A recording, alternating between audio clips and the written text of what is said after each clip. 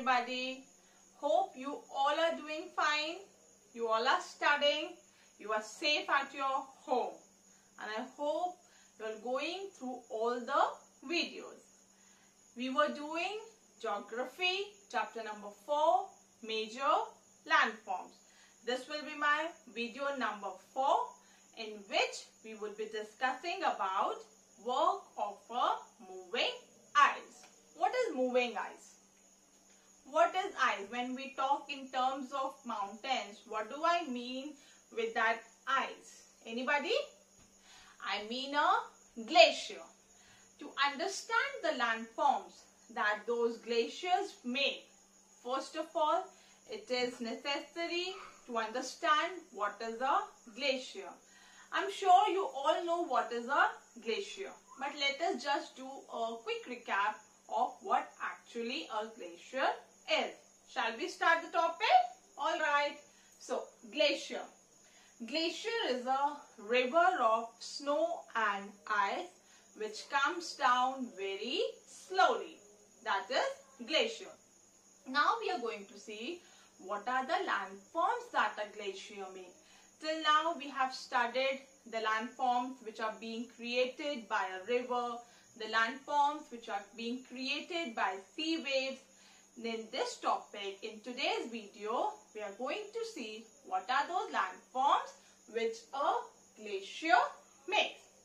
So we'll understand those landforms one by one.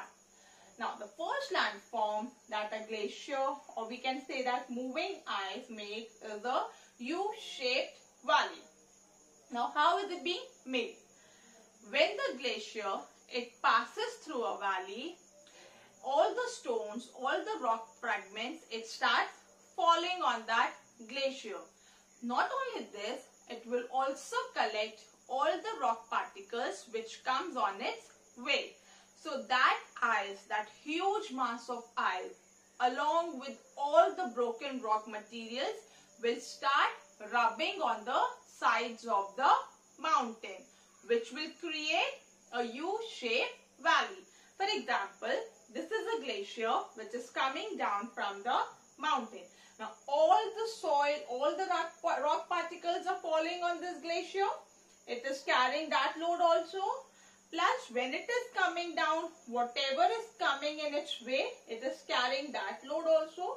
So this ice along with that rock fragment will start rubbing on the sides of the mountains when it comes down, which will widen the gap, forming a U-shaped valley. Understood?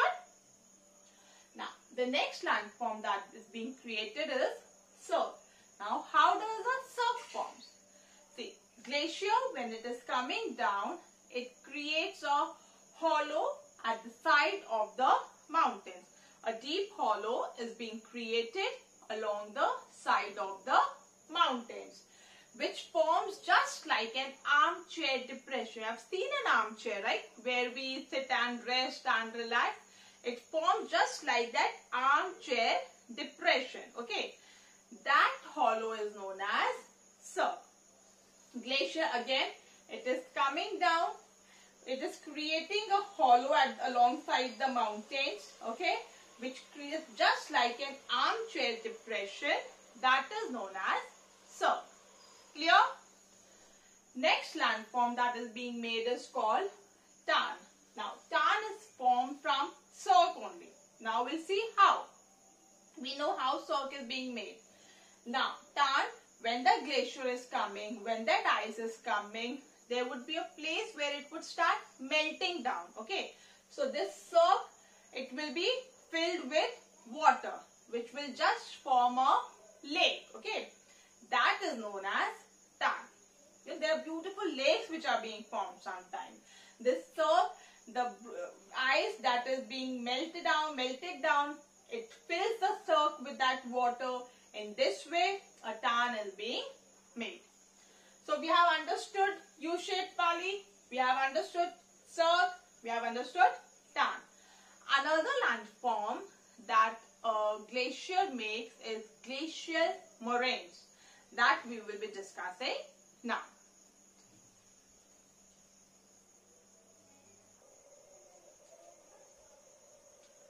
Now the another landform that I was talking about is glacial moraines.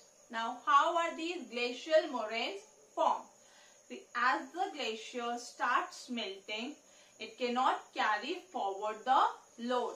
By load I mean all the rock particles, all the soil particles, whatever sediments that it was bringing along with itself, now it cannot carry forward, because when it was in a form of ice, it was very heavy. It could carry forward all those heavy things which were fallen on that glacier. Now, once it starts melting down, it cannot carry forward the load. So, it deposits all those sediments on the sides or the floor of the valley. Those deposits, they form glacial moraines. So what did we understand in glacial moraines? As those glaciers which is coming down, it starts melting. It cannot carry forward the load. So what it will do? It will deposit all the deposits over there. Those deposits, they form glacial moraine.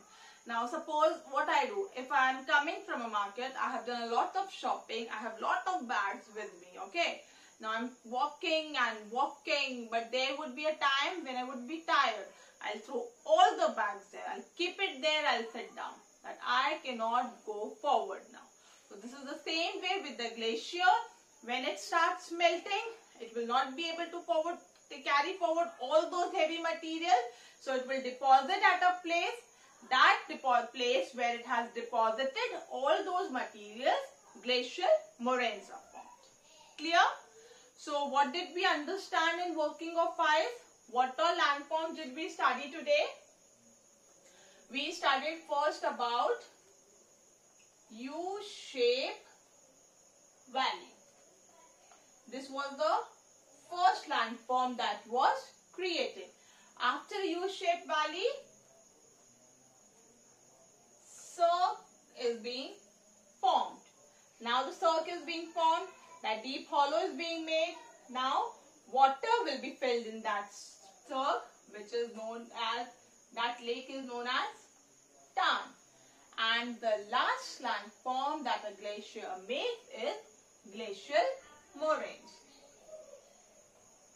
Glacial moraines. These are the four landforms that are made by the moving ice. Hope you have understood this work of moving ice. We are thorough with work of a river. We are done with work of sea wave. Today we are done with work of moving ice. Please go through this video once again to have a better clarity if you have missed any of the point that I said. Now I will be giving you a short assignment. Same instruction. You need to do it in your social science classwork copy. Clear? So just write down the assignment now.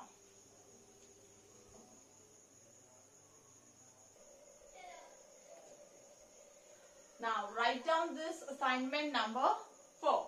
Now do this question number 1.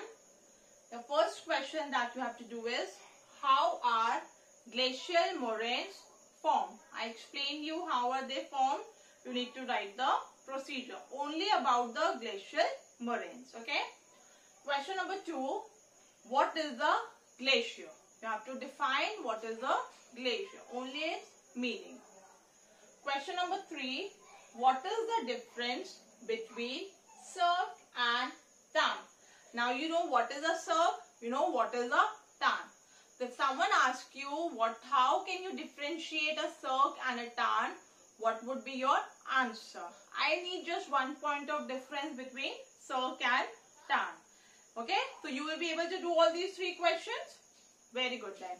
So we will be meeting again in my next video, where we would be discussing the another agent of erosion. Take care, stay safe. Bye bye.